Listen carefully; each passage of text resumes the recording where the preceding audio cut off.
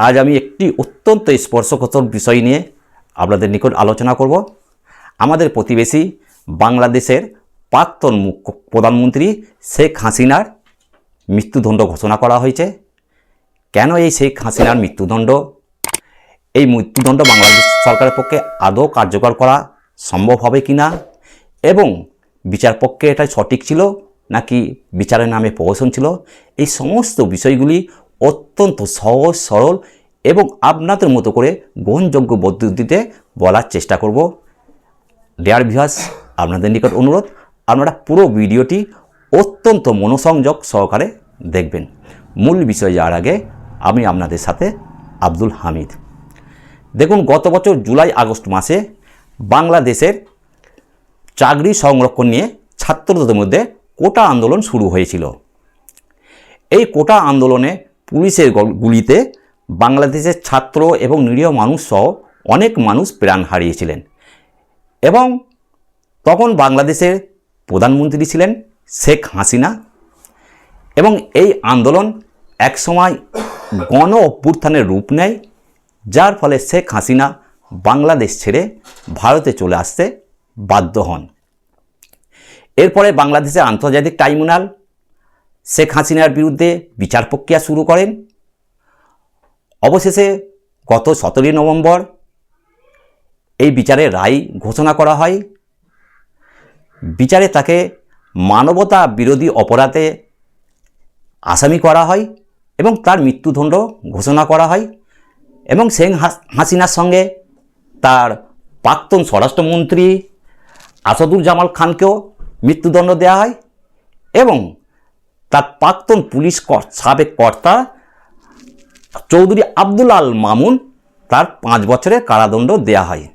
এখানে বলে রাখি, এই প্রাক্তন পুলিশ কর্তা চৌধুরী আব্দুল আল মামুন এও একই অপরাধের অপরাধী ছিলেন, যেহেতু তিনি রাজসাক্ষী হয়েছিলেন এবং ট্রাইব্যুনালে হাসিনার বিরুদ্ধে রায় দিয়েছিলেন, সেই জন্য তার সাজা কমিয়ে তাকে 5 বছর কারাদণ্ডে দেওয়া হয়।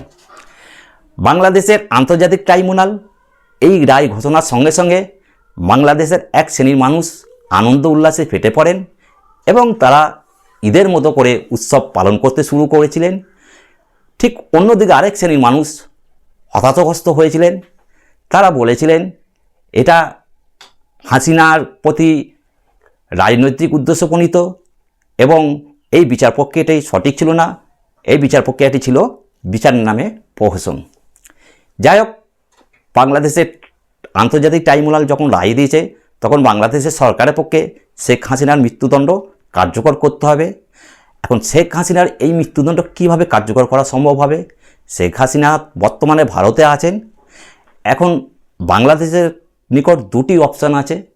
আমি আমাদেরকে এক এক করে বলছি যে কিভাবে বাংলাদেশের পক্ষে হাসিনার এই মৃত্যুদণ্ড কার্যকর করা সম্ভব হবে।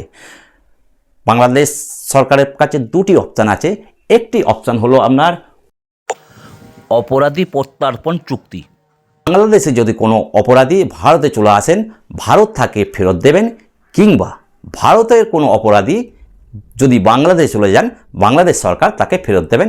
এইটা ছিল এই অপরাধী প্রত্যর্পণ চুক্তির মূল উদ্দেশ্য।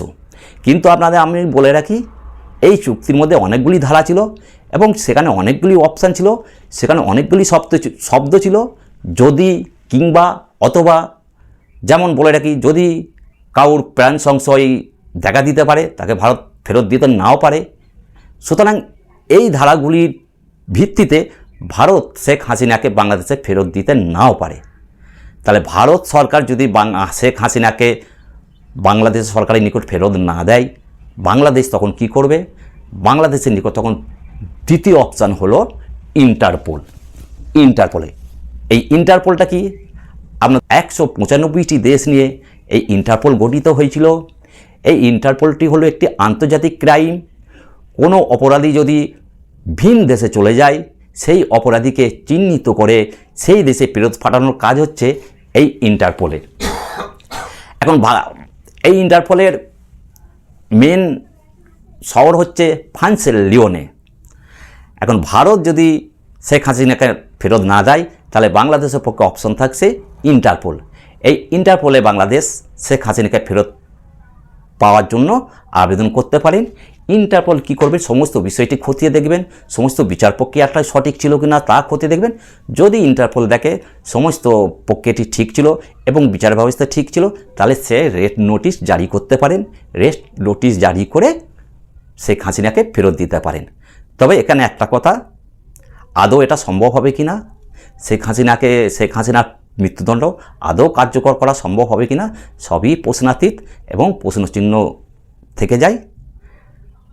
ডিয়ার ভিউয়ার্স, আপনাদের নিকট অনুরোধ, আশা করছি আপনারা কিছুটা হলো এই বিষয়টি প্রাথমিক পর্যায়ে একটু বুঝতে পেরেছেন। তো আমি বারের মতো আবারও বলছি, আমার এই চ্যানেলটিকে আমরা লাইক, কমেন্ট এবং সাবস্ক্রাইব করবেন, যাতে করে আগামী দিনে আমি আপনাদের নিকট আরও নতুন নতুন ভিডিও উদ্ঘাটন করতে পারি। ধন্যবাদ।